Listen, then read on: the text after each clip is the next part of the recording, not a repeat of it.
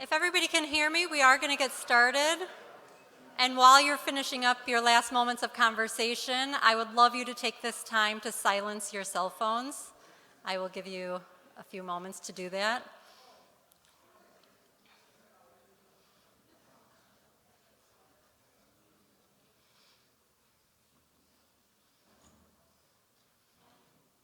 Everybody good?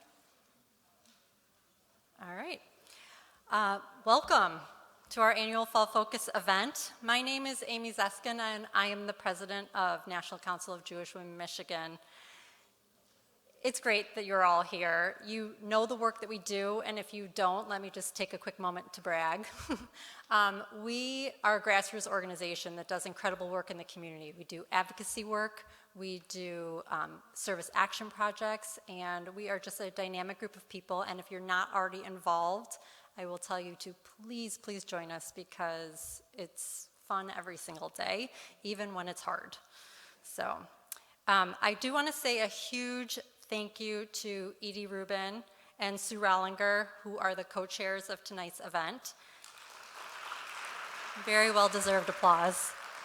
Also on their committee are Barbara Hillman, Sharon Leiter, Janice Sobel, Sandra Silver, and Eva Hepner is their vice president, and they have done an incredible job, and you are in for a real treat today. If you are looking for ways to get involved, I'm always available to talk to, but those names I just mentioned, they're incredible resources, so pump them for information if you want that. As this is one of our 2 general meetings of each year, I want to inform you that we have no issues to be voted on at this time. Yeah, right? That's right.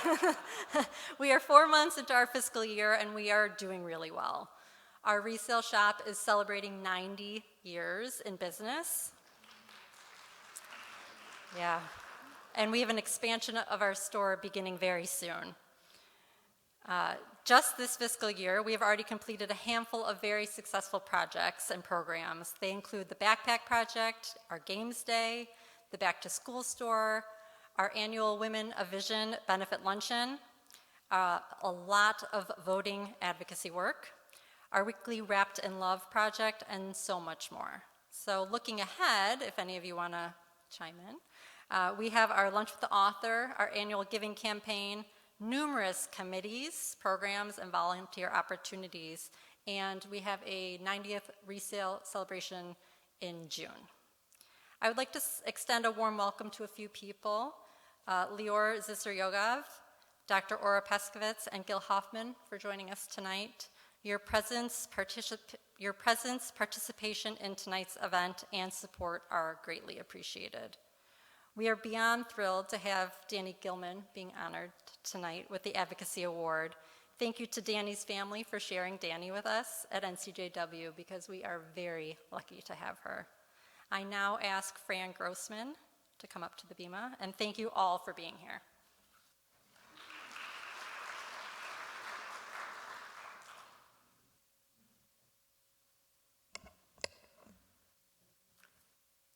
Thank you, Amy. Good evening, and welcome to all of the National Council of Jewish Women Michigan supporters, friends, and family. And thank you to Edie Rubin and Susan Rollinger as co-chairs and the Israel Affairs Committee for creating this most informative meeting. My name is Fran Grossman, and I am honored to begin this evening with the presentation for the second recipient of the Advocacy Award. This award is given to a person who has exhibited outstanding efforts in advocating for the community at the state level and as well as the national level. They improve the lives of women, children, and families by safeguarding individual rights and freedom through educating and mobilizing grassroots advocacy. Do you know the person who was vice president of JARC Board of Directors, fellow of the Anti-Defamation League, Glass Leadership Institute, fellow of Legacy Heritage Foundation On Board Program, board member of Jewish Community Relations Council, board member of Jewish Federation Young Adult Division. Do you know the person who created special programs and projects such as Birdhouse for Autism Project, which is a smartphone app created by her to help parents raise a child with autism and other disabilities? How about the Flag Project, which stands for Frontline Appreciation Group, helping the frontline workers during COVID? She connected local restaurateurs and raised $450,000, providing 65,000 warm meals to frontline workers during COVID, as well as creating comfort care kits at National Council of Jewish Women. This was her initiative to help anyone exercising their right to an abortion, letting them know they're never alone. They are entitled to a comfort care kit, providing them with items to give them comfort and care during a most difficult time in their lives.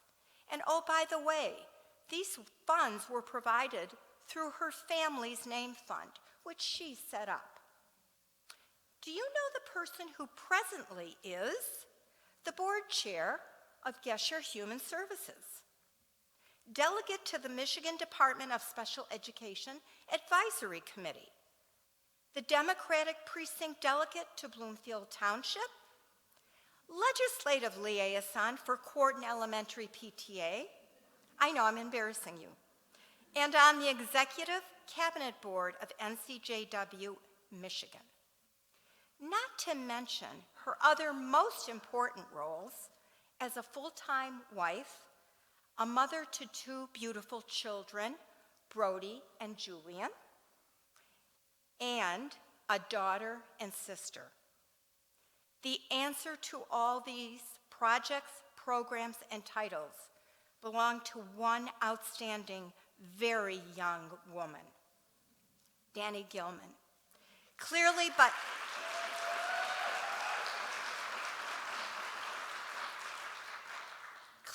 by definition of this award and all of her above accolades, she has been committed to helping the lives of so many women, children, and families throughout our community and at the state level. I have had the absolute honor of working with Dani these past years at National Council, and I cannot be happier to see her honored tonight.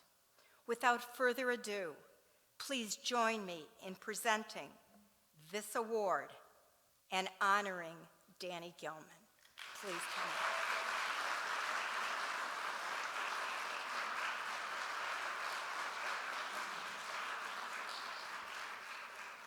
So well deserved.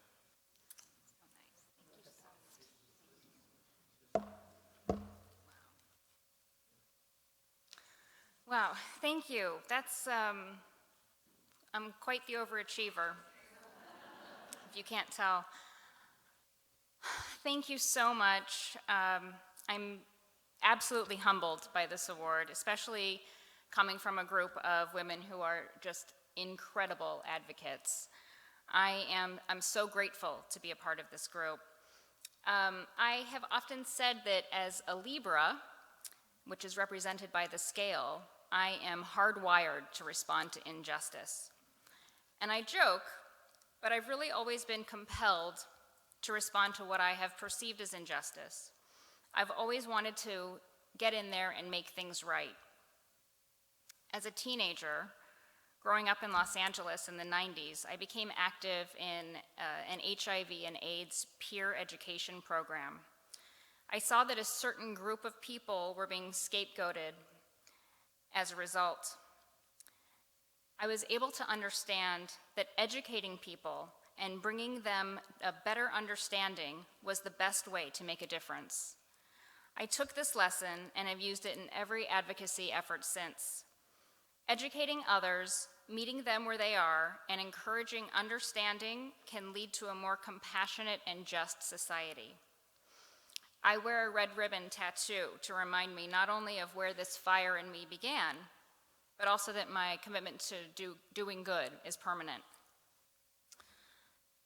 This award is so special to me because it comes from the incredible women of NCJW Michigan. When I came to know these women, I was in awe.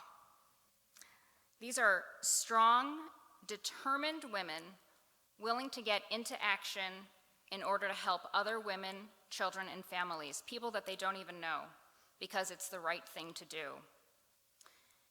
As a transplant to the Detroit area from Los Angeles, go Dodgers, I quickly got involved in community service, and I stay active in the community. I've taken on many leadership roles and positions, but my most critical role is being Julian's and Brody's mom. I'm grateful that I get to be an example to them and that they don't mind coming along to marches, rallies, events, and tiptoeing around when I'm on Zoom calls. My most important advocacy work is done every day when I help my daughter Brody navigate a world which is not often welcoming to people with disabilities. My proudest moments come from watching my son Julian recognize a need for his own advocacy and his natural willingness to get into action. I desperately want to make this world a better place for them. To be an advocate, you don't need to speak in front of large crowds or be a big fundraiser. You don't even need to look as fierce and intimidating as I do. You simply need to find something you care about, speak up and speak out, and share your passion with others. Most importantly, find your people. Find the like-minded folks who share your passion and join you in your efforts to make a change. I want to thank my biggest cheerleader, my husband, Ben Schutz, for always supporting my efforts, for sharing and championing my passion to make an impact, and for making such a great French press coffee. Thank you so much to those of you who came here tonight to honor me and to be a part of this advocacy journey. And thank you to NCJW for putting on such a great event. And thank you to all the women who are trying to make the world a better place. Let's keep making change together. Thank you.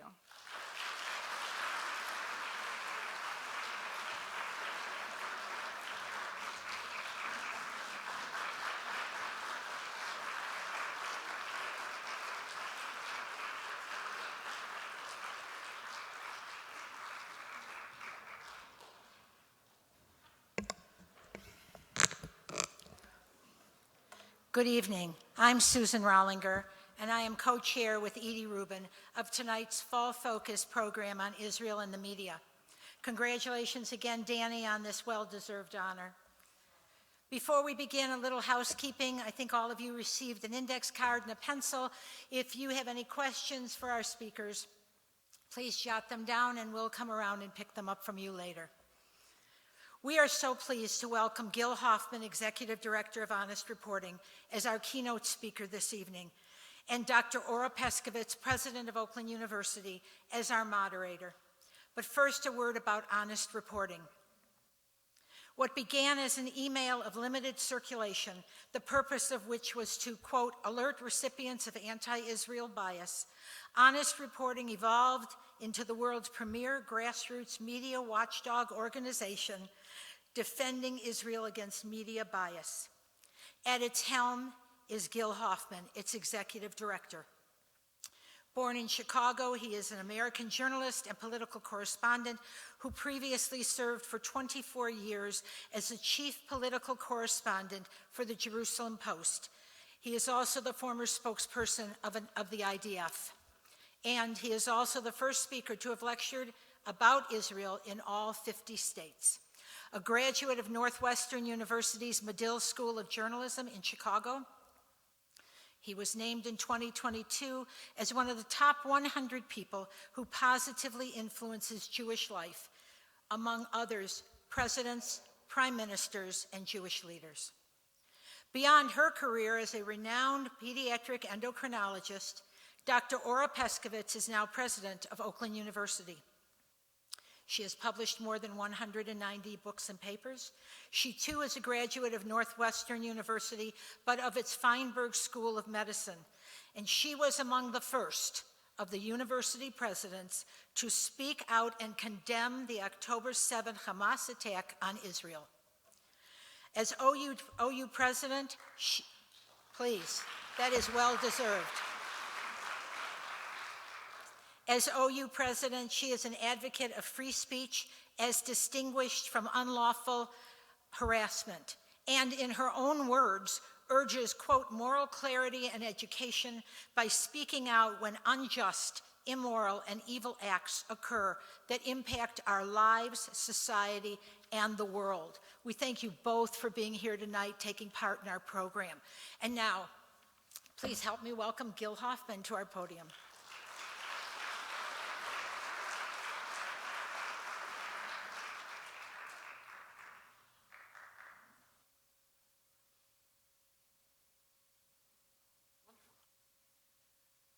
All right, thank you so much, Sue, and thank you, Edie, and thank you, Madam President, and Susan, and all the people involved in this event. Looking forward to speaking soon after to Dr. Ora, who is, we've found out our families are very much connected to each other, and it's an honor to be with someone who is doing so much to help Israel in her way. We're both graduates of Northwestern, the university that handled the pro-Hamas anti-Semitic protests worse than any other university in America, and I'm glad to be with someone who's handled it better than any other university in America. So that's very special for me. And as you heard from the introduction that Sue read so nicely, I've had the honor and privilege of speaking about Israel in all 50 states, culminating in a talk in Hawaii in a synagogue that trademarked the word Shalom. And before that, in a synagogue in Alaska that trademarked the words frozen chosen.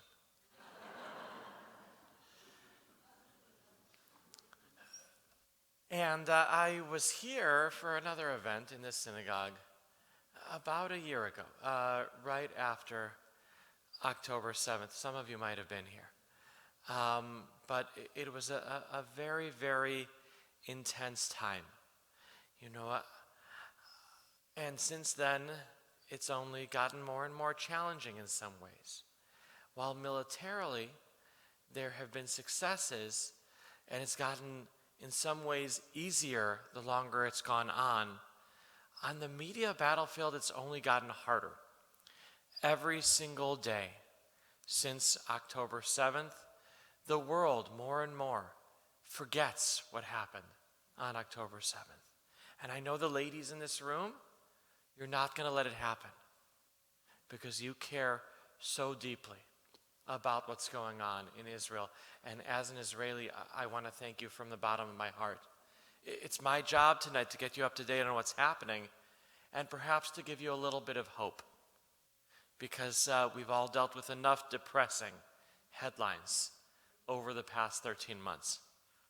So let me start out by saying Israel is right now and has been now for more than a year facing a war on 10 fronts, facing off against Iran, Hamas in Gaza, Hezbollah in Lebanon, the Houthis in Yemen, Iraq, Syria, terror emanating from the West Bank, college campuses, traditional mainstream media, social media, all 10 against 1.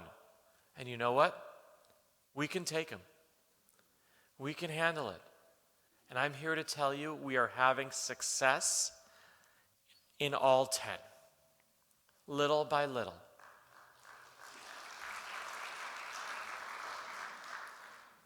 One thing that I learned from my mother, and this is a place where we appreciate and pay tribute to our mothers with the National Council of Jewish Women, is when there's a challenge, you don't look at the whole mountain. You look at it as every little step being an accomplishment. And there are accomplishments on all 10 battlefields every single day. And I believe it is important to celebrate incremental success. But that being said, if you look at what's going on in Israel and get all your news from the mainstream media, you would be understanding it completely wrong. You would think Israel's so strong and its enemies are so pitiful. It's the opposite. The other side prepared for this war for 16 years, day in and day out, since the Hamas overthrew the rightful leadership in Gaza. They overthrew. I don't like the word coup so much. I like the word overthrow because they came to power by throwing them off the top of buildings.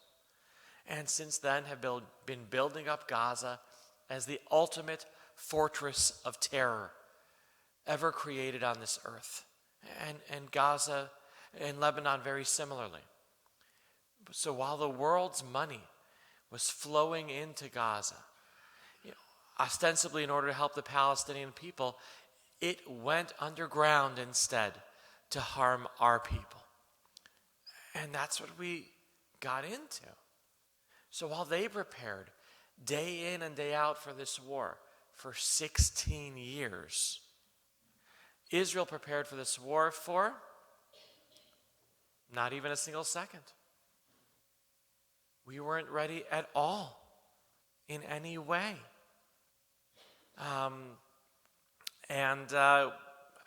We felt it. I prepared for that last speaking tour before I came to Shir Shalom by meeting with all the top people behind the scenes in Israel. I know that before I speak to a room full of very impressive women, that I have to know my facts and everything. And so I had a briefing with Netanyahu's national security advisor on Friday, October 6th at 2 p.m. We went through the different threats that Israel was facing. And when we finally got to Hamas, the word that he used to summarize Hamas was restrained. He said, look, they haven't joined the last 3 wars between Israel and Islamic Jihad. He said what they care about now is getting more workers to come into Israel. He suggested maybe they're out of the terror business. Boy, did he get that wrong. 16 hours later, they invaded, murdering, raping, pillaging, and kidnapping. And we have never been less ready. And I'm here to tell you, it could have been even worse because we weren't ready on the northern border either. It was the day after the 50th anniversary of the Yom Kippur War. It was Shabbat. It was Simchat Torah. We had fewer soldiers than ever in our history stationed on the border with Gaza because we were relying on technology, on a very sophisticated fence. We also, though, had fewer soldiers than ever on the border with Lebanon. And we've known for close to a year what was reported in the New York Times 3 weeks ago, which is that Sinwar begged the heads of Hezbollah and Iran to all attack that morning at the same time. Could you imagine if we would have had what killed 1,200 people in southern Israel and the same exact thing going on in the north? They could have easily occupied whole towns in northern Israel and kidnapped people just as much as what happened in the south. And could you imagine if the attacks from Iran that happened on April 15th and October 1st would have also happened that morning? That's not something that we could have handled. And we really need to be thankful to the ordinary people of Israel who, when the attacks started happening, immediately took action, drove down south in their pajamas with their own personal weapon and fought the fight. Didn't wait to be commissioned into the IDF. If they didn't do that, the infiltrators could have gotten all the way to Tel Aviv. They could have gotten to Dimona, where we may or may not have a nuclear facility, according to foreign sources, where my uncle Shmulik works, although he may or may not exist. And people don't really understand how even worse it could have been. So what's going on right now is since the successful assassinations of the heads of Hamas and Hezbollah, and since the pager attacks got the Hezbollah where it counts, there's renewed confidence in Israel. People in Israel have their heads held high again. We were reminded of our far reach, of our creativity, of our ingenuity, and we're being strong against all odds. It's really, really hard. We've had 23 soldiers killed over the past week. Each and every one of them is a world that's gone, and 56 orphans. It's horrible.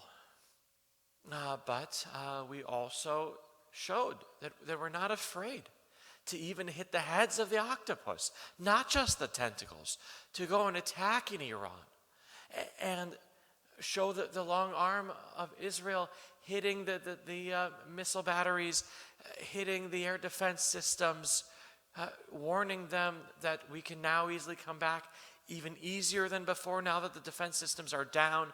80% of their capability of attacking Israel with missiles is now gone.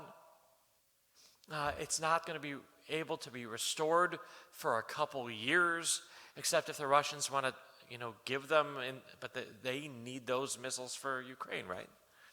So that's not going to be happening. Iran, we're finding out more and more and more, was hurt significantly by the Israeli strike on Saturday. And that gives hope. And that gives hope that this war is going in the right direction, that it will eventually end for the betterment in a situation where Hamas and Hezbollah are no longer in power, for the betterment of the people of Israel, for the people of Lebanon, and for the people of Gaza as well.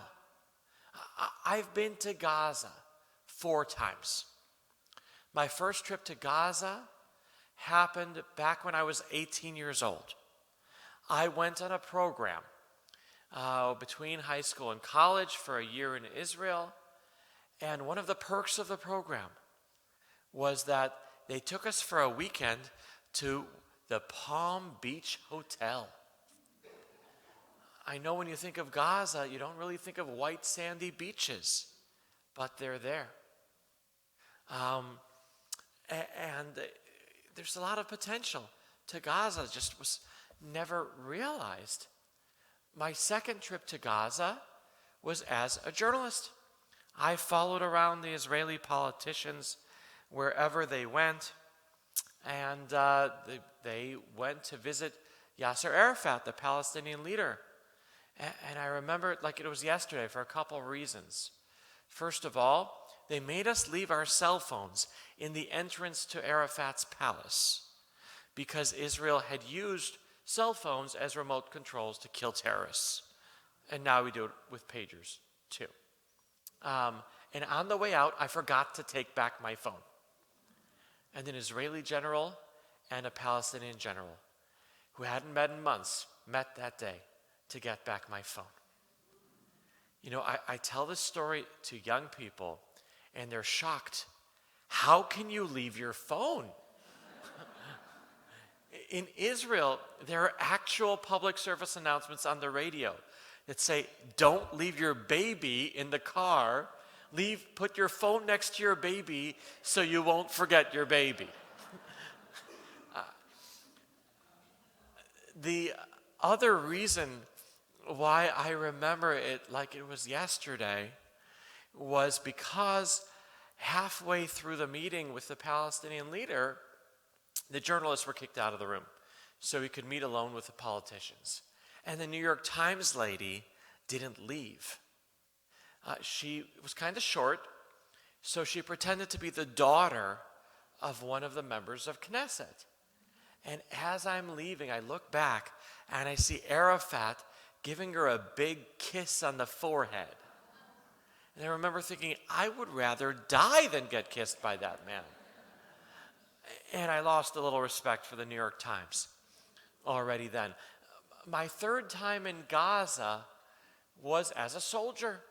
I served in an artillery unit and a combat unit, but then for my reserve duty, I transferred into the spokesman's unit of the Army because I wanted to use my experience and my skills and my degree from the top journalism school in the world to help Israel against its enemies. But I didn't get called up for Israel against its enemies.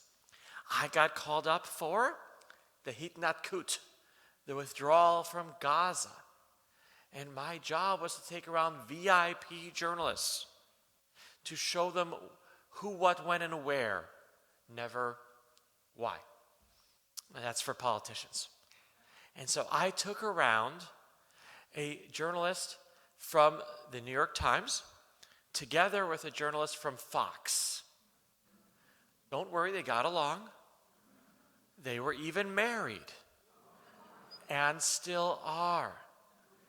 Opposites attract sometimes, but don't try this at home.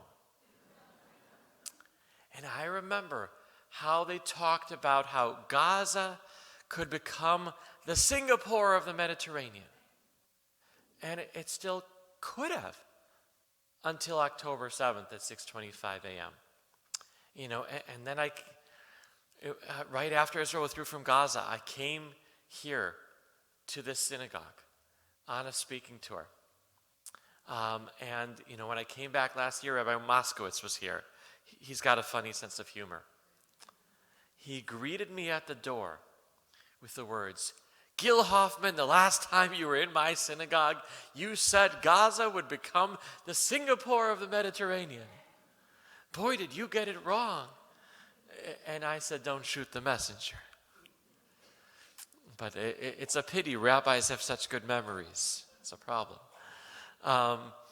So I didn't want to go back to Gaza, but I came back. I came back this February, right ahead of a speaking tour. I had called up my cousin, who was the commander of the ground forces in Khan Yunis, and I asked him how things were going in Gaza, and he said, "Why don't you just come and see for yourself?" I said, okay. He said, "Just get permission from the IDF." So I called up the right person at the IDF, asked to go into Gaza, and he said, no. And then I kind of begged, so he said, try back in a couple days, and so I did. And I asked really nicely, can I come into Gaza tomorrow morning? And he said, no. The chief of staff of the army is coming in tomorrow to Khan Yunis. He's more important than you. And then I had only one day left before my speaking tour. And I begged him, I said, I'm not worried about going into Gaza. I'm going to UC Berkeley, where it's really scary. And I don't even remember why they told me no. But I called up my cousin all dejected. They're not letting me in. And he gave me the ultimate Israeli response. Screw them, they won't know. And the following morning, I went into Gaza. And I got to see what we were really up against. 80% of the homes in Gaza had some kind of terror infrastructure. 80%.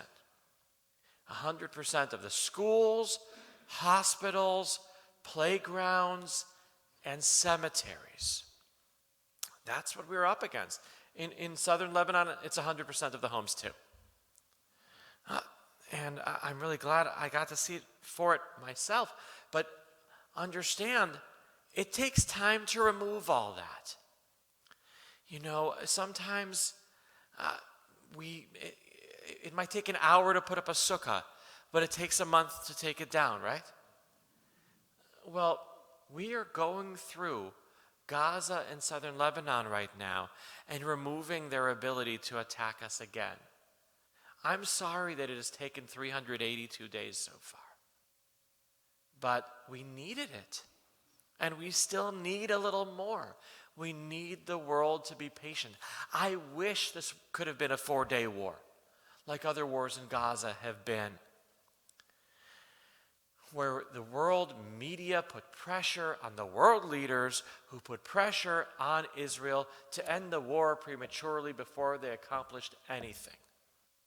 In this war, that has not happened, in part because we've needed to do what we've done. The world saw what happened on October 7th.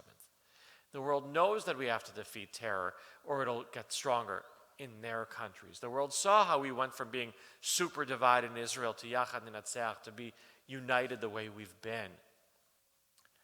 But I think a lot of the other reason why this war has been allowed to go on as long as it's had to is because the pressure from the world media hasn't been able to come because of the way the media has looked in this war.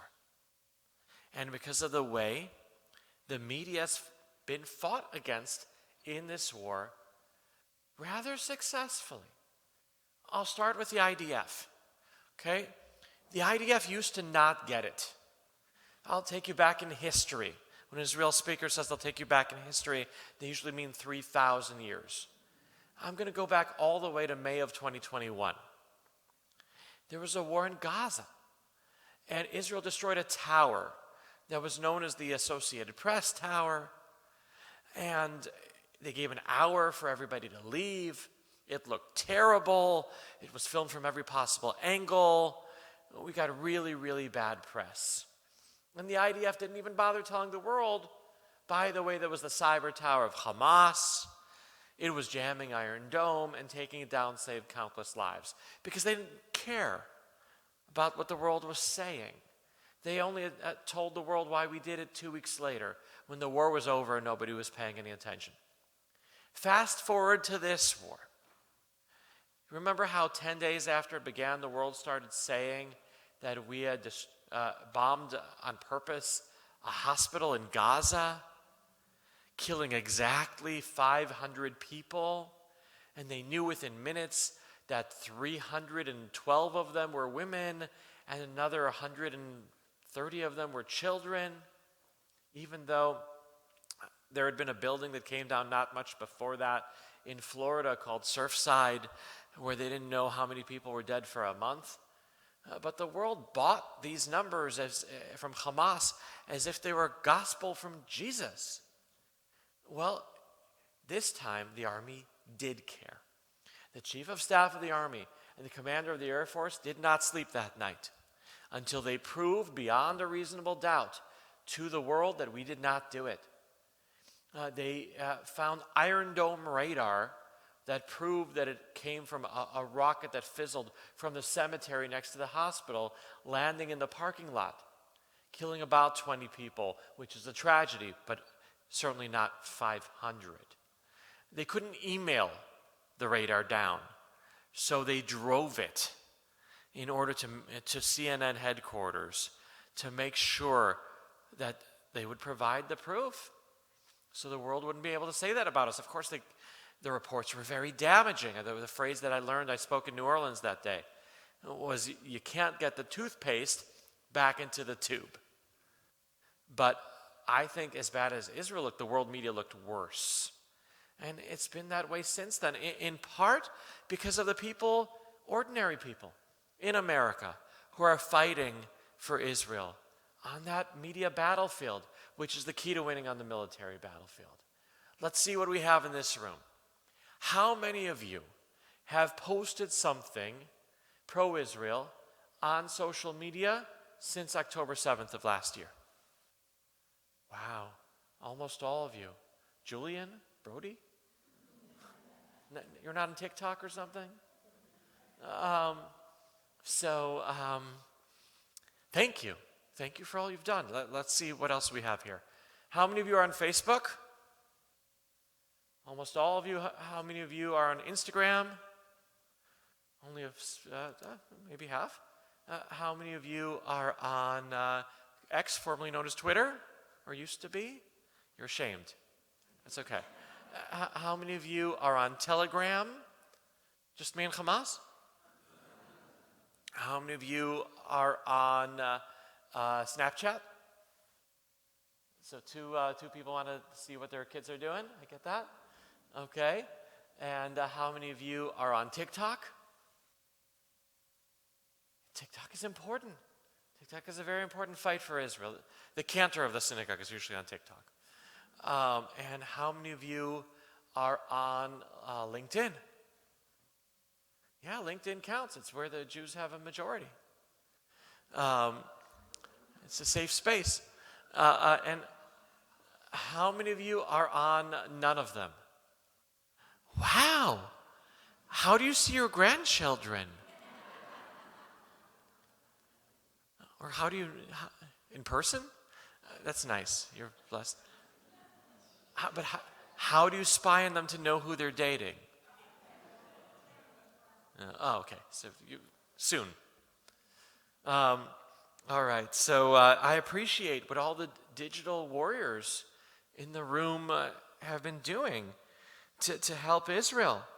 My organization, Honest Reporting, I really appreciated what Sue said about at the beginning. We've been doing our part too. As she said, we've been around a long time. 24 years, actually. It was founded during the Second Intifada. You can't see this from far away, but this is a picture of a bloodied boy with a menacing-looking soldier on top of him. And the New York Times said that this was a Palestinian boy who was harmed by the soldier. And then his father saw the picture in America in the New York Times, and he said, that's my son. His name is Tuvia. He's Jewish. And the soldier, who is Druze, not Jewish, saved his life from a menacing Arab mob. And so that led to an email group being formed where people shared all kinds of things that the media reported about Israel wrong. And then when I joined 2.5 years ago, I made us a lot more aggressive. I had a good job following around the Israeli politicians. I got to know our prime ministers very well. I had a front row seat to watch history as it happens. But when I got the opportunity to lead the fight for Israel on the media battlefield, I joined. I jumped at the chance. And so since my amazing CEO, Jackie Alexander, women-run organizations are the best ones, right? Joined 2.5 years ago, we have gotten 12 Hitler and Hamas-praising anti-Semitic journalists either suspended, reassigned, or fired, including 3 from AP, 3 from CNN, and 3 from the New York Times. Thank you. And we have gotten, more timely, more focused on social media in order to make sure that the journalists are held accountable. And that's been true in this war too. One of the journalists that we got fired from the New York Times for praising Hitler was rehired a year later on October 8th of 2023. Until we wrote about it, and then people started asking on social media, how could the New York Times rehire a Nazi to cover a war of annihilation against the Jews? That's what we're up against. And right after that, in November, we asked, how did the photographers get there so early, taking the iconic pictures of this war? Were they tipped off? Were they embedded with Hamas? And later on, we found pictures of them with Yehia Sinwar. We found a video of the photographer for Reuters who took their picture that was the cover photo of their photos of the year of 2023.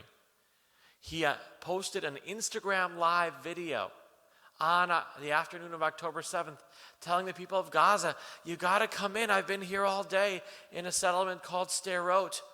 As they've been kidnapping the men into Gaza, we've been doing whatever we want to do with the women. And that scumbag could have won a Pulitzer Prize. But we did this campaign saying, don't give the prize to infiltrators and Hitler praisers. And then, even though his media outlet, Reuters, did win the International Photography Pulitzer Prize, we found out that they did not submit any pictures from October 7th. And when the head of the Pulitzer Foundation was asked, why are there no pictures from October 7th? Was it a slow news day?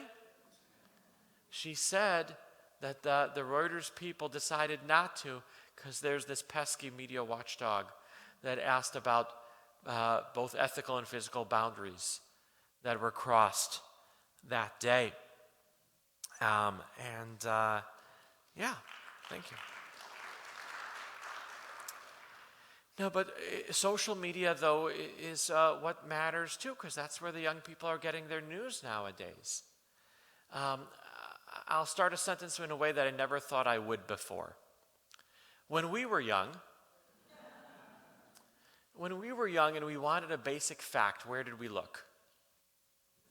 Encyclopedias. Julian, have you ever seen or heard of something called an encyclopedia? Okay, he's seen it, good. Nowadays, if you want a basic fact, what do? We Google it. But young people, more than half of them, don't use Google as their search engine. They use TikTok.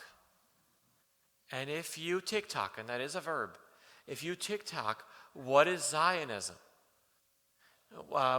It's very different than what happens when you Google it. When you Google it, the answers are relatively tame. But if you TikTok it, you get something with a hashtag Free Palestine or a hashtag Allahu Akbar, kill the Jews. So that's very scary. We have to be fighting this fight on social media. And with honest reporting, 4 million people saw our stuff in 2022, 4 million in a year. In 2023, we upped it to 4 million every month. And in 2024, 8 million every month. We have to. We all have to be doing our part in order to try as we can to have as much success as possible. And so what can you do? That's what people want to know. The question I've gotten on this trip, more than any question, has been something like this. I have been posting things that are pro-Israel on Facebook for a year, and I never get more than 10 likes.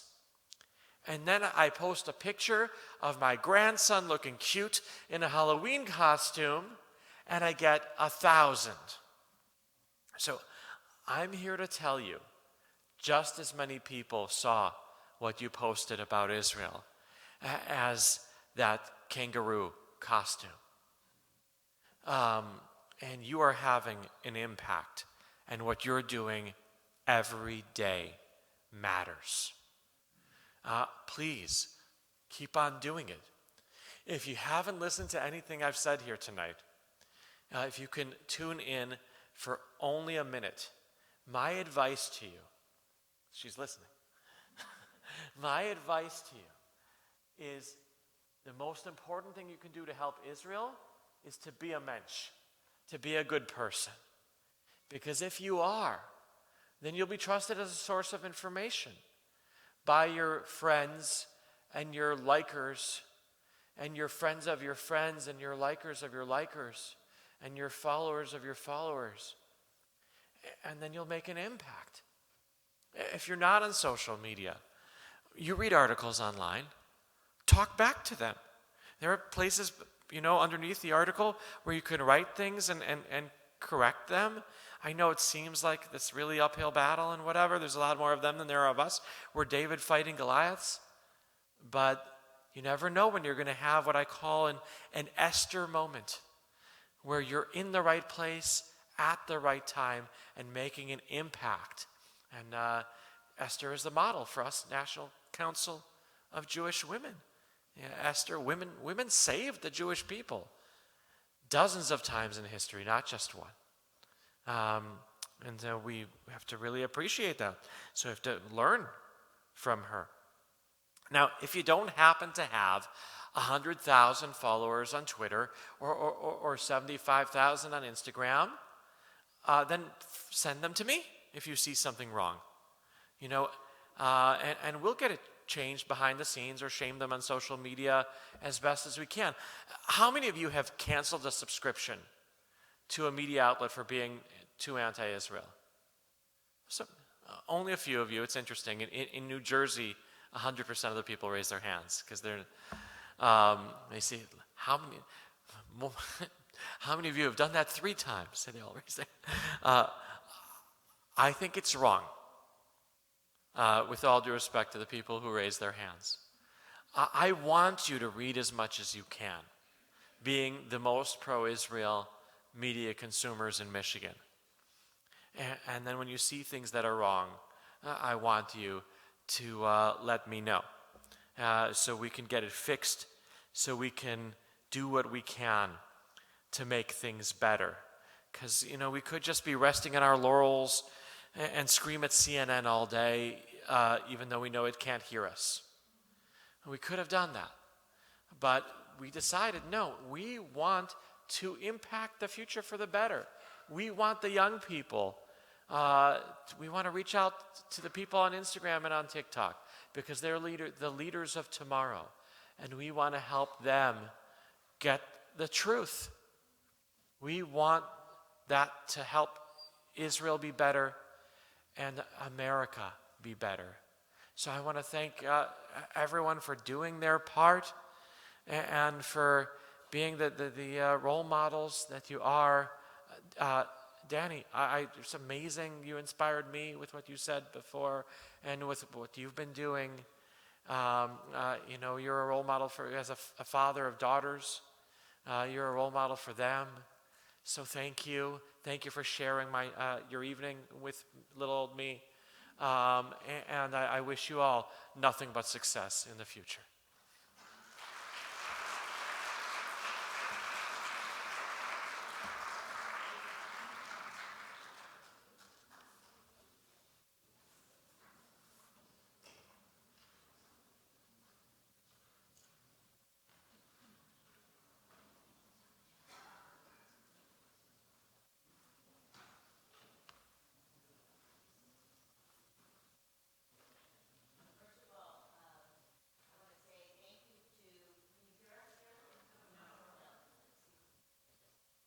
How about now? Okay. You may have to turn yours on too, Gil. Okay. First of all, I want to thank all of the fantastic organizers here at NCJW. This is not my first time with you. You may remember that I've been invited to be with you before, and I love all of you here. So thank you very much for including me. I'm Aura. Dani, congratulations. Mazel tov to you. Very well deserved. You're an inspiration to all of us. And Gil, I just have to say, you're amazing. What an incredible story you've shared with us. Let's give Gil another round of applause.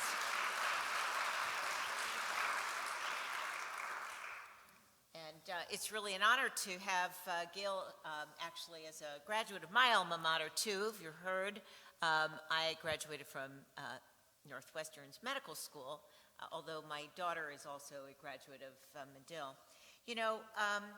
I do think it would be great if we just started with just you telling us, how is it, you can't hear, okay. I think it would be great if you start by telling us, how is it that you left Medill at the ripe age of 22 on your own and made the decision to go to Israel on your own, join the IDF, and make Aliyah. And I'd just like to start with that because you're such a remarkable person. that I think just hearing your story would be just a great place for us to start. That's so nice, Aura. Thank you for asking. I was made in America with all Israeli parts. And my parents were always watching news from Israel. And maybe I'd be healthier if I watched cartoons like the other kids, but I watched Nightline. And since we always cared about the news, that made me want to live in Israel and be a part of the history as it happens. And so the people graduated together with me from the journalism school at Northwestern. I think I have a much more exciting life than any of them, except for the guy who worked for ESPN. So I'm within 3 months after graduating, I moved to Israel, and within a year got promoted at the Jerusalem Post to covering politics. And since then, I haven't gotten much sleep. Well, that's certainly true, because those of us who have subscriptions to Honest Reporting know that you are constantly working to dispel myths and misinformation, and you've clearly been doing a mitzvah for all of us by doing that. You shared a couple of the stories, the key stories that you've really been able to dispel, important ones. I wonder if you might tell us a few others that have been so important, especially in the past year. I've followed some of them, but not everybody has heard them. And I think it would be very inspirational. I read one just this week that I thought was particularly interesting. But maybe you could tell one or two others that are so amazing, that are in the public domain, and that people believe if they read the New York Times, if they read Reuters, if they're watching Fox News, and then you come forward and say, that's not true. Wow. So we have only 3 writers. We depend on people around the world that are watching who send things in. We're a really small 501c3 charity. And so 3 days into the war, people were watching CNN, and they hear one of the top anchors say, Gaza has 9 million people who are being pummeled by Israeli airstrikes in one of the most densely populated areas on earth. Okay, that was 6 seconds. How many lies were there in those 6 seconds? I mean, how many, he said 9 million people live in Gaza. How many million people live in Gaza? 2 million. So CNN was off by only 7 million people. Is Gaza one of the most densely populated areas on earth? Not even close. Not in the top 100. The most densely populated areas on earth are Hong Kong and Manila. New York is up there, but not Gaza. Okay? Just this past week, we corrected a newspaper that lots of people read in England called the Daily Mirror. They wrote about the hostages, which is a relief that anyone's still writing about the hostages, but they referred to them as being under Hamas care. And I didn't know whether to laugh or cry. Today, the BBC referred to Tel Aviv as the capital of Israel. Just yesterday, there was a terrorist that drove a truck into a group of people and killed and injured dozens of them. And it referred to it as a truck attack, as if the truck, tried to hurt people, not the driver. And so this is happening day in and day out, and we have to keep the media on our toes. One more example. We found an interview that the bureau chief of Reuters in Beirut gave to a local Beirut paper that I'd never heard of called the Beirut Banyan. And she said that they're being more careful than ever in what they post and what they send around the world, because they know they're being watched by media watchdogs like Honest Reporting. Amazing. Well, these are some of the examples. Somebody asked a question that I had read this week, too. I think it was today's New York Times about the 65 doctors. Would you like to elaborate on that story? Or maybe, I don't know if you were one of the reporters that got it. You've been traveling, so...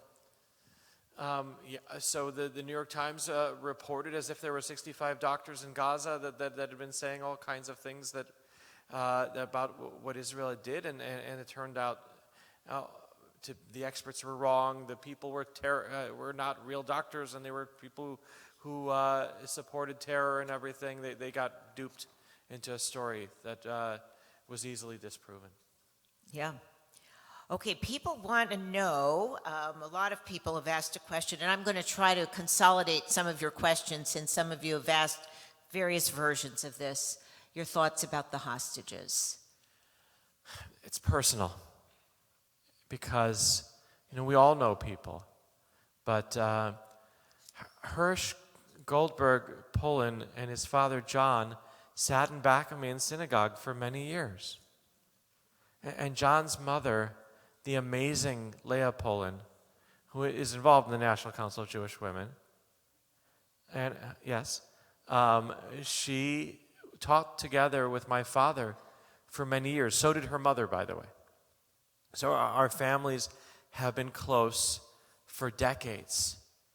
And I even wrote an article for the New York Post that explained how Hirsch became the Anne Frank of this war and why there needed to be an Anne Frank. Just like 6 million is impossible to fathom, so is 1,200 people being killed in one day. And we're getting up to 1,800 total. Sometimes you need what we call in journalism a blade of grass in order to understand what's really going on. You've seen my ribbon. I see a lot of people have ribbons here. Mine might be a little different. Yours has a heart in it. Correct. You noticed that. Very observant. It's good that a doctor's observant. There are different campaigns. The main one with the hashtag Bring Them Home Now was taken over by anti-Netanyahu, anti-judicial reform activists, unbeknownst to most of the hostage families. And so when it became too political, then there were right-wing people who then formed a rival organization that said, instead of bring them home now, obliterate Hamas now in order to bring them home now. And then there were others who said, this is disgusting, we don't want to be part of either side politically. We want to have a completely apolitical effort to bring the hostages home. And so they started a different hashtag, Let Them Go Now. And they're the ones that have the heart inside the ribbon. And they're trying to change it because they said bring them home is on us, it's on Israel. The pressure needs to be on the world, on Qatar, on Turkey, on Egypt, whoever can really put pressure on Hamas. So this is not only a statement to get the hostages freed, it's also a statement that says we want to stay away from politics. And in that regard, Honest Reporting and the National Council of Jewish Women are very much in that same boat, especially in the week ahead. So how does that compare to this, which says Achshav? That's fine. You're okay. No, I'm just curious, because I know some other people I saw come in with this message, which means, for those of you that see this one, which means now. So now is in both. Everybody agrees on now. And someone has asked here, and I don't know if you want to answer, if you have an opinion about what will it take to get the hostages out, and do you have a you're a journalist and not a politician, but do you have a suggestion of what it would take? Well, Netanyahu spoke in a meeting behind closed doors today at the Knesset, which is a very good way of making sure everybody will know what you said. And he said, I read in the newspaper that Egypt was offering us a deal that if we have a ceasefire for 48 hours, 4 hostages will be released. He said, I'd jump at that. I wish it were true. He said that since Sinwar passed away, that any leaders that emerge in Hamas will try to be more Sinwar than Sinwar. And that they are only stiffening their positions. So that's where the pressure has to be. The world needs to be doing whatever it can. If America, the funding for Hamas comes from Qatar. If America would immediately say we're taking our Navy out of Qatar until every hostage is home, or at least the 10 Americans who are left in Gaza, which 4 may still be alive, please God. If America would say, we're going to make it illegal for an American university to have a branch in Qatar, I think they'd be home a lot faster. Someone has asked what you think Netanyahu's exit plan is from Gaza. Netanyahu ain't into exit plans. Netanyahu's into staying as long as he can, in whatever he can. Netanyahu's birthday was last week. He turned 75 years old. 75 years young. His father died at the age of 102. So he's going to try to stay in politics for another 27 years. His father, and if he passes the abolish death bill to eliminate death, he could be our emperor for hundreds of years if he had his way. The exit strategy hasn't even been discussed yet. What about Lebanon? I think he's aware, as the son of a historian, that if you stay too long in Lebanon, very bad things happen. And so we're accomplishing whatever we can and whatever we need to in order to bring thousands of people back to their homes. Okay, now let's give you the honest truth. January 19th is the latest day that this war could last. I wonder why. You didn't get it?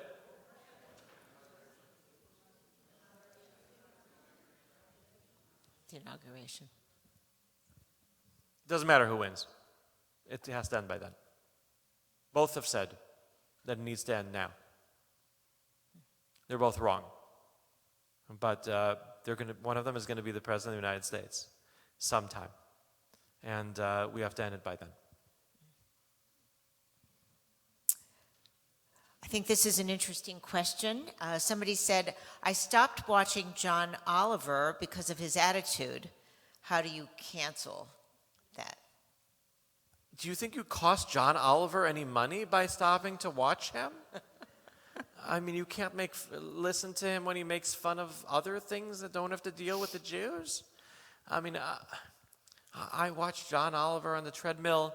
I almost fall over laughing, But yeah, he's really wrong about Israel.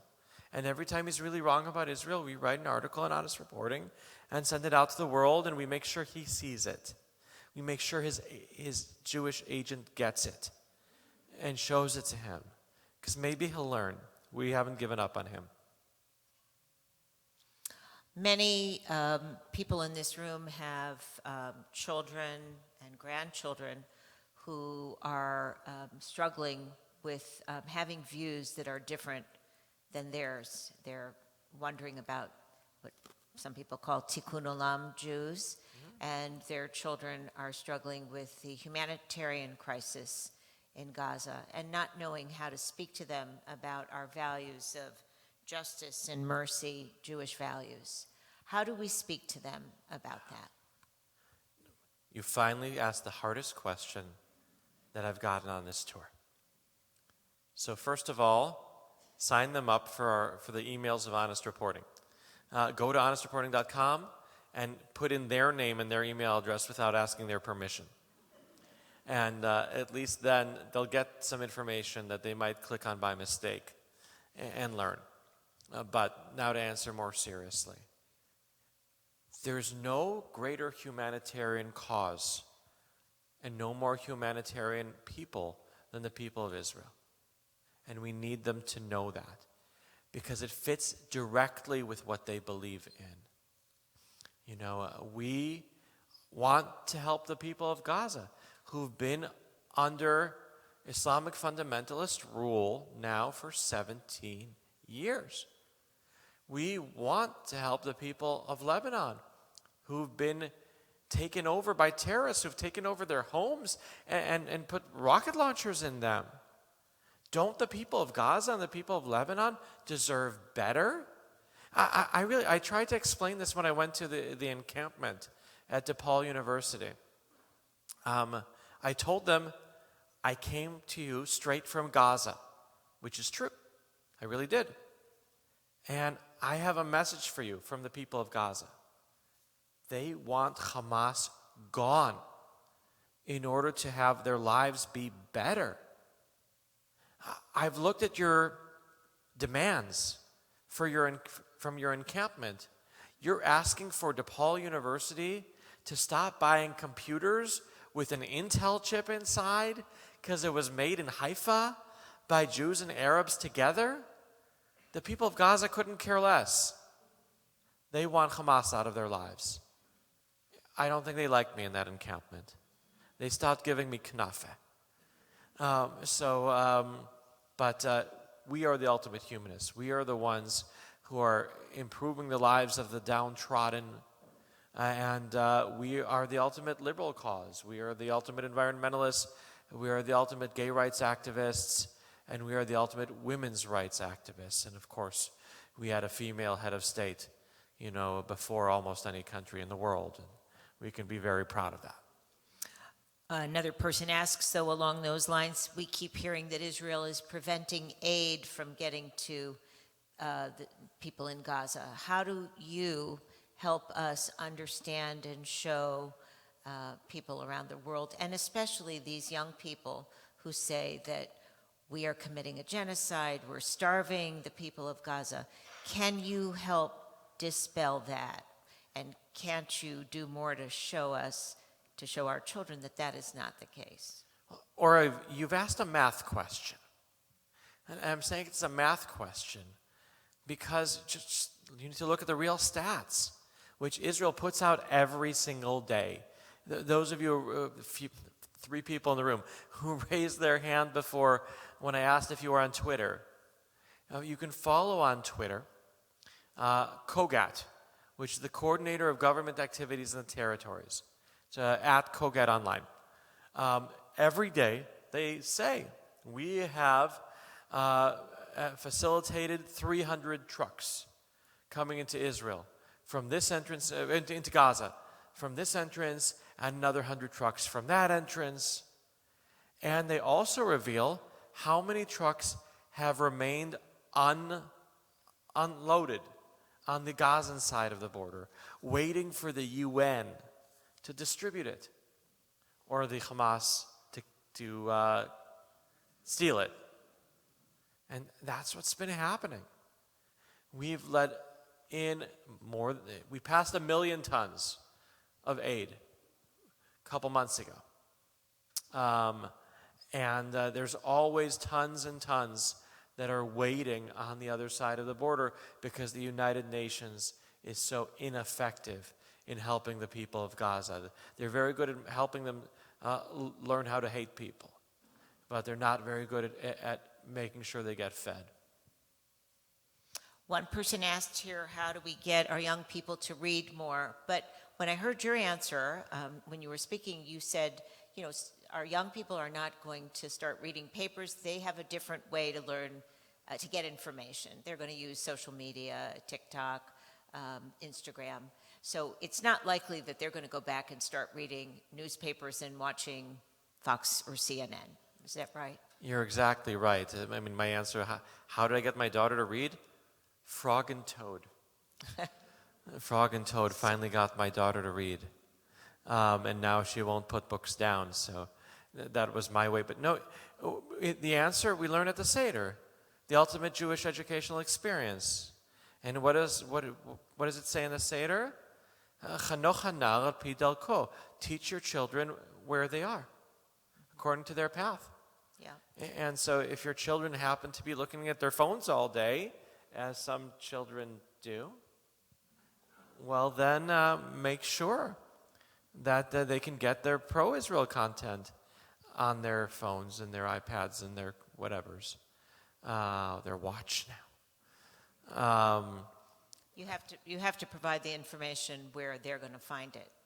Absolutely. Look, there was a mission to Israel from one of the Jewish federations, and I briefed that group, and right before I spoke, the head of the Jewish Federations of North America spoke. He was talking about what their organization is doing, helping Israel in the war, which was great and everything, but then he said, we're not fighting for Israel on TikTok, like he said it like a joke. And I wanted to cry, because we need to be on TikTok. That's where the young people are. It's hard because there's 54 anti-Israel things for every pro-Israel thing on TikTok. The algorithm, the Chinese have made it work against us. But that's not a reason to give up the fight. We Jews, we don't shy away from an uphill battle. I want all of you to go home and get on TikTok. I know that if my homework to you is number 1, get on TikTok, and number 2, call your bubby. Those are the most important things that you can do right now. In Judaism, it says there's a commandment, midvar sheker tirchak, meaning make the lies be pushed away. It's an active mitzvah. Did Sinwar's death in any way change the calculations, and do you think that it is going to speed the end? Yes. Right now, there's no one of his caliber around to lead Hamas. His main trait was defiance. He didn't wait for Hezbollah and Iran to attack. Hamas had attacked Israel in still terrible ways, but more measured ways in the past. And he said, no, he's going to attack in such a way that would bring on what it has brought on to the people of Gaza. He was one of the most evil people in history. He needed to go, and the world is a much better place without him. And yes, it will bring the war ending sooner, because there's no one to be leading that fight anymore. This individual says that the media have been taken by the Israelis to see the tunnels, and yet they still report that Israel says that the tunnels are here, and that instead of saying what they actually have seen. In other words, instead of reporting what they're seeing, they say Israel says. That's another good thing that we go correct every other day. With Hamas, they say, okay, the local health officials in Gaza, or the Hamas health ministry, as if they really ever had one, has been reporting this, and they reported it as fact. I'm telling you, the Palestinians have a health ministry. It's in Ramallah. It's run by the Palestinian Authority. And October 8th, they offered their services to the Hamas. They turned it down. So the information you're getting out of Gaza, out of a dictatorship, is not something that can be believed. People need to understand that the top journalists from around the world have been reporting from Israel, whereas from Gaza, they don't have that freedom of the press. And so who's reporting from Gaza? Ordinary Gazans with cell phones. Israel made a controversial decision to not let journalists go into Gaza except when they were embedded. And in retrospect, I don't know how smart that was, because it's made anybody with a cell phone in Gaza a reporter. So you need to be educated news consumers. People want to know if they see something on television that they feel is wrong. How do they get in touch with you or let you know so that you can help correct the misinformation. And the same is true about any false information. What do they need to do to get in touch with you? Write this down if you can, or put it in your you're allowed phones. to take out your phone. Yep. Because they do, I've gotten several questions from people asking, how do they get in touch with you so that you can help correct misinformation that they hear, that they see, that they read, because this is your best source. I have some flyers if I'm allowed to give them out. This is an event of a different organization. I respect that. So thank you, Edie, for... Okay. That's even better. Thank you, Susan. So, so I'll have Susan send out. It's action@honestreporting.com. Anytime you see anything in the mainstream or social media that's egregious, please send it our way. We can be your eyes and ears for you. We Yes. depend on eyes and ears all around the world, and there's no better place to have eyes and ears than here in Michigan. I only received one last question, but if any of you have any additional questions, you should send them in here, because I've only received, I see one more coming, so please get it our way. This question is, what did you think about when the media inspected the hospital in Beirut for the $500 million? And They what for? there was a $500 million that was supposed it was supposed to be beneath the hospital in Beirut. But then they went in the and wrong then they went place. there and they said they didn't find it. Okay, so the spokesman of the Army gave a press conference in English where he said that there's this absurd amount of money, and it's under the hospital in a bunker that was created by Nasrallah, that people can go and get it because it was stolen from the people of Lebanon. And then the Hezbollah did a press conference where they tried to show journalists, look, it's not there. But he did it where it wasn't there. Instead of doing it, the entrances are from other buildings around it. And so that ended up being this really big farce, that the world fell for this stunt that the Hezbollah had done. Okay. You have the last couple questions? We have two more here, and this is last call for questions. I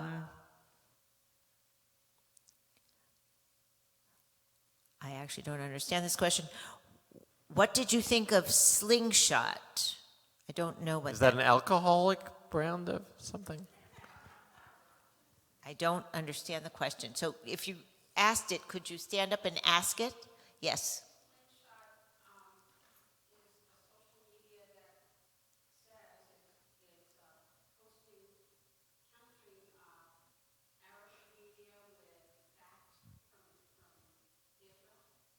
Thank you for pointing that out. I'm going to check it out. And I didn't hear of it either, so I apologize. You learn something every day.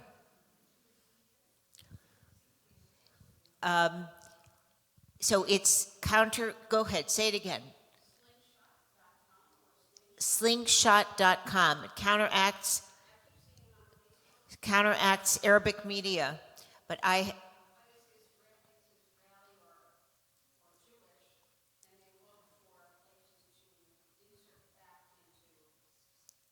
to counteract inaccurate information from Arabic media. And is it effective? So Gil needs to look into it. I'm going to check it out as soon as the baseball game is over. Okay. And there are two questions on this card. They're both interesting.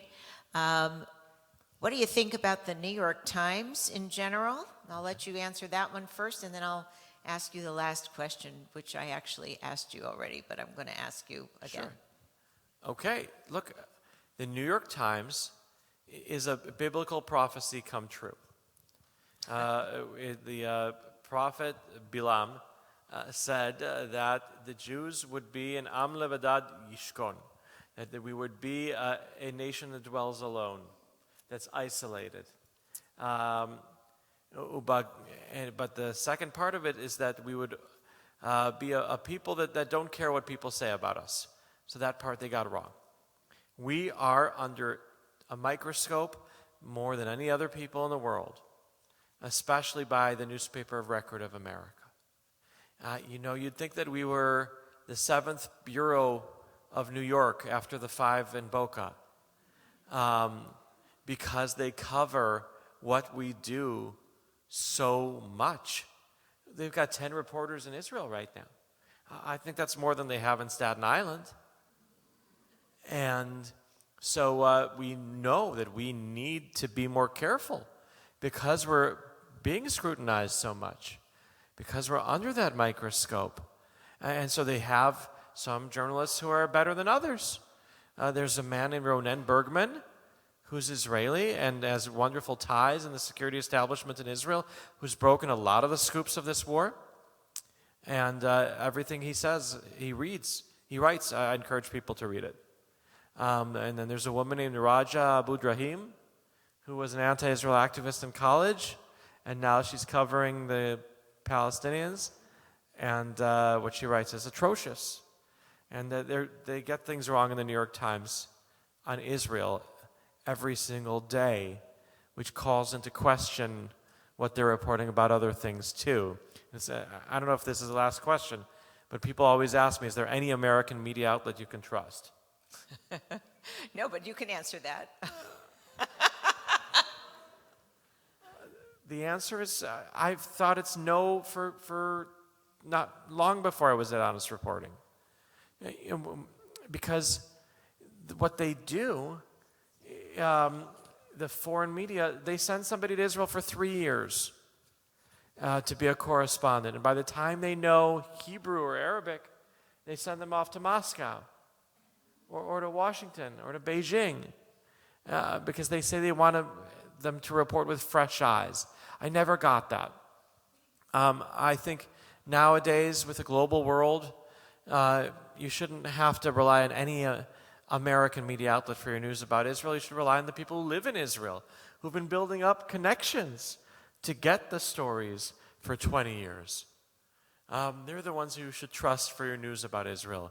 And your local Detroit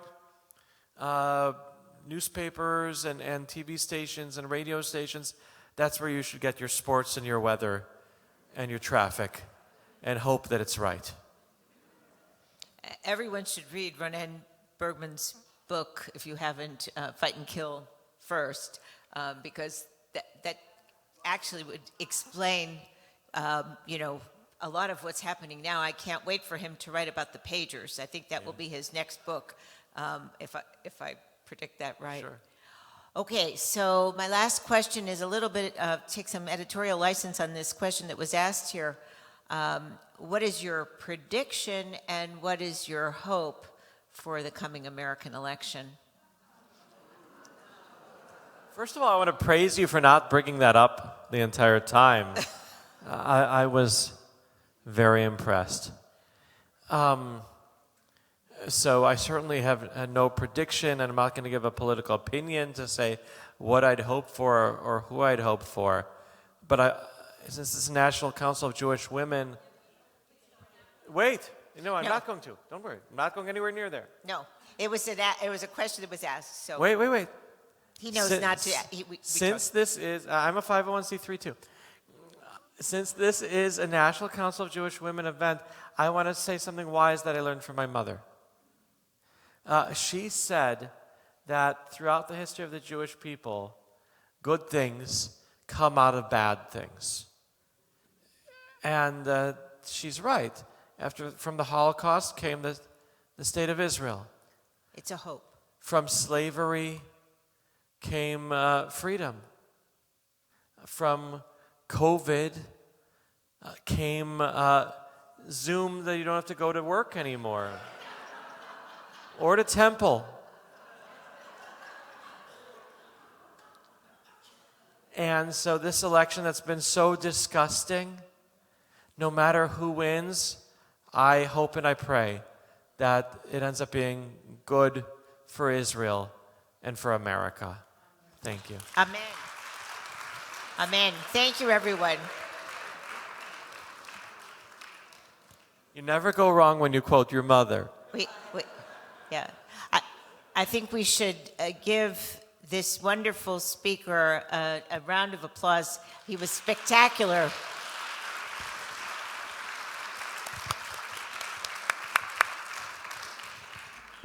Thank you, Gil and Aura, very much. I'm Eva Hepner. I have the honor of serving as one of the vice presidents for NCJW Michigan. Well, thank you, Gil, for such an interesting and very insightful presentation on this important topic of Israel and the media. You've given us homework, and I know this group, they will do that homework. So, you know, with the noise of disinformation and misinformation, I think that it really it is important that we pursue the truth. I'd also like to thank you, Dr. Pescovitz, for your outstanding ability to moderate this evening. Thank you. Again, I'd like to congratulate Dani and her family on receiving the much-deserved NCJW Michigan Advocacy Award. I know with the support of Ben, Brody, and Julian, it's a very important task that you perform every single day. Many thanks to the Fall Focus and Israel Affairs Committee, Chairs Edie Fagenson-Rubin and Sue Rollinger, for their hard work in making this excellent program possible.